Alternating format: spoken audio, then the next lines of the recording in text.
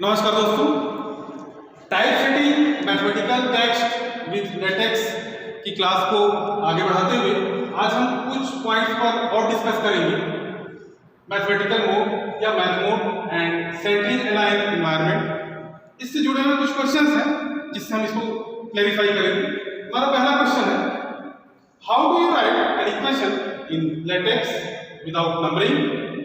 How do you right text between equation in latex? How do you center align an equation in latex? How do you left justify an equation in latex? What is math mode latex? How do you manually number equation in latex? तो one by one इसके जवाब को हम ढूंढने की कोशिश करते हैं। तो क्वेश्चन नंबर 1 जो है इसका जवाब कुछ ऐसा होगा, put your equations without an equation environment if you require your equations to get number, otherwise use equation asterisk with an asterisk symbol.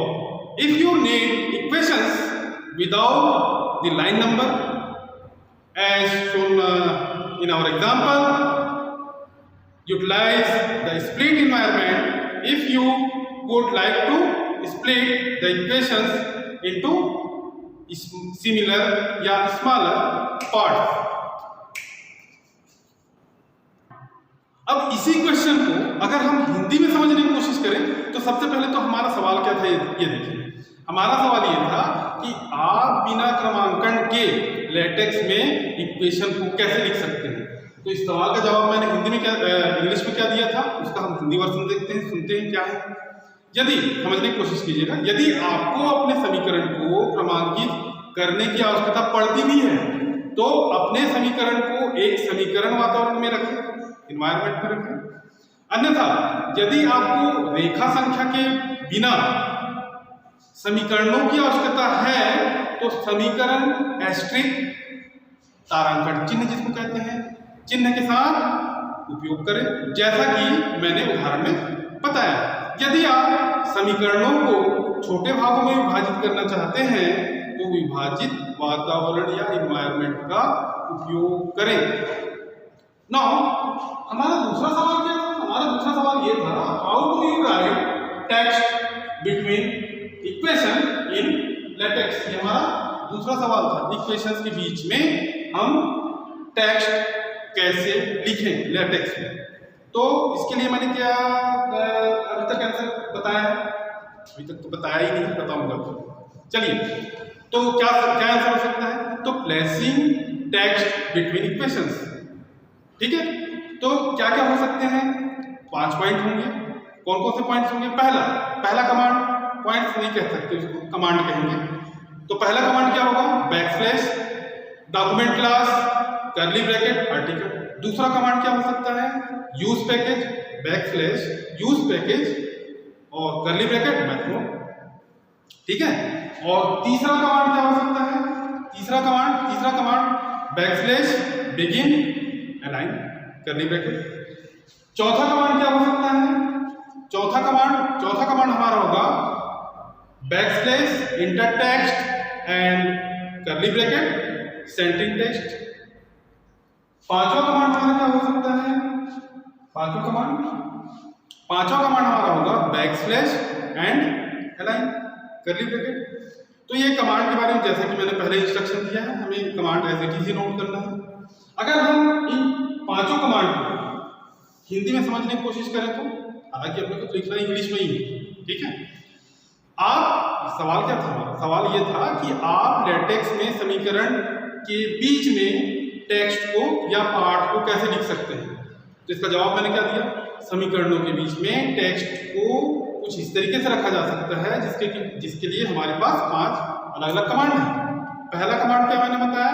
Backslash document class and article. Backslash दूसरा command backslash use package curly bracket math modes.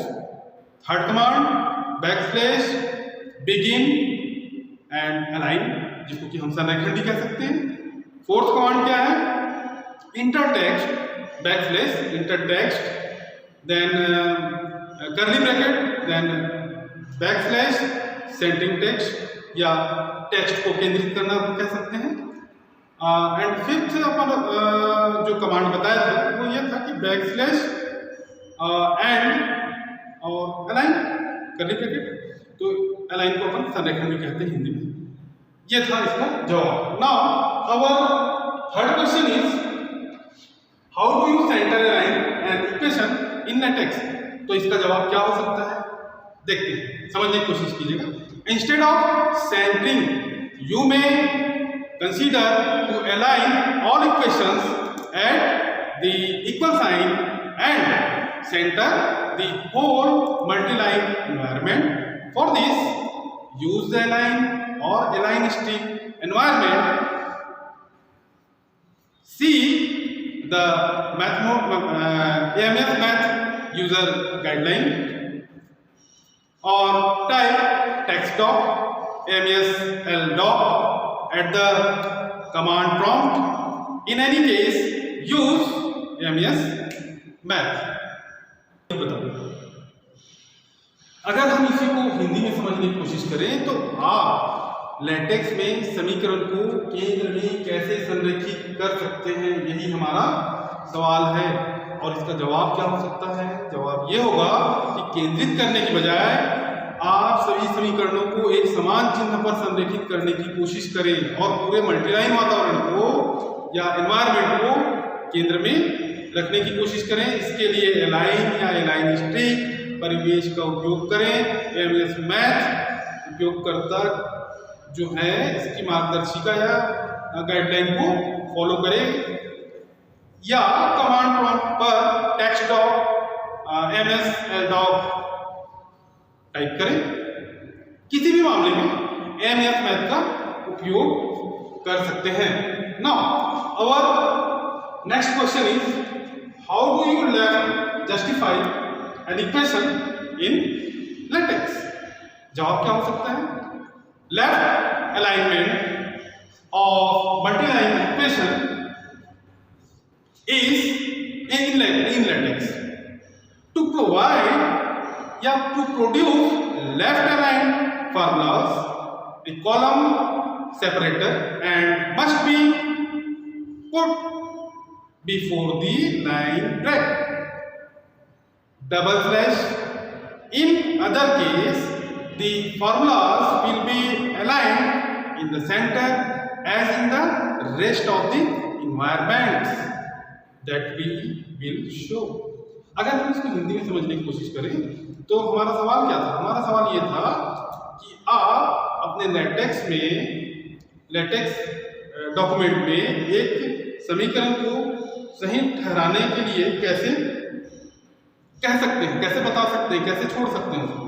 तो इसका जवाब क्या था, LaTeX में बहुपंक्ति समीकरणों का बायां संरेखण जो है ये कैसा होता है, बायां संरेखित सूत्रों का निर्माण करने के लिए एक कॉलम विभाजक एंड या और को लाइन ब्रेक या डबल स्लैश से पहले रखा जाना चाहिए। अन्य मामलों में फॉर्मूलों को बाकी परिवेशों की तरह केंद्र में संरेखित किया जा सकता है, जो कि हम देखते हैं। हमारा दूसरा सवाल क्या था, या नेक्स्ट अपन कह सकते हैं व्हाट इज मैथ मोड। तो इस सवाल का जवाब कुछ ऐसा है, math mode LaTeX has a special mode for formatting mathematical formulas in addition to displaying complicated mathematical notations. This mode allows the use of asterisk symbol, subscripts and superscripts. ये तीन अपन सिंबल यूज कर सकते हैं। अगर हम इसको हिंदी में समझने की कोशिश करें तो गणित मोड LaTeX क्या है, यही हमारा सवाल है।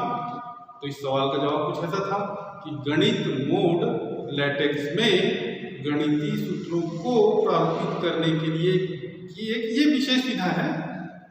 जटिल गणितीय संकेतन प्रदर्शन करने के अलावा यह मोड नियमतः निम्न बिंदुओं की उपयोग की अनुमति देता है। सदस्यता और सब इसको अपन जो सदस्यता मीन्स सब्सक्राइब है ना। तो ये हिंदी में इसका वर्जन रहा। चलिए दोस्तों हम देखते हैं हमारा last question, how do you manually number equation in latex. ये सब जितनी क्वेश्चन चल रहे हैं, जिस टॉपिक के बारे में डिस्कशन चल रहा है, केवल पेपर टाइप करने के लिए चल रहे हैं। हमारे जो पेपर्स जो हम बनाएंगे वो लेटेक्स फॉर्म में ही पब्लिश होंगे, इसलिए ठीक है, ये आपके सिलेबस में भी है। तो चलिए लास्ट क्वेश्चन हम देखते हैं। हमारा सवाल क्या था, how do you manually number equations in latex. तो इसका जवाब क्या हो सकता है, you should load the AMS math package. If you don't do so already and use its \tag macro to assign whatever number or symbol you like to given equation. Cross references to such equations can be made via the usual \reference or \e equation reference mechanism, ठीक है। तो ये जो mechanism हमको use करना है। अगर हम इसको हिंदी में समझने की कोशिश करें तो हमारा सवाल क्या था, हमारा सवाल ये था कि आप लेटेक्स में मैनुअल रूप में इक्वेशंस की संख्या को कैसे लिख सकते हैं। तो इसका जवाब मैंने क्या दिया, आपको AMS मैथ पैकेज लोड करना चाहिए। यदि आप पहले से ऐसा नहीं करते हैं और इसके \टैग मैक्रो का उपयोग करके किसी दिए गए समीकरण में जो भी संख्या है या प्रतीक है उसको पसंद करते हैं तो उसे असाइन करें। ऐसे समीकरणों का क्रॉस रेफरेंस सामान्य \लेवल \रेफरेंस या \इक्वेशन रेफरेंस सिस्टम या मैकेनिज्म के माध्यम से इसे लिया जा सकता है। तो आज की क्लास में इतना ही। Any queries? Thank you.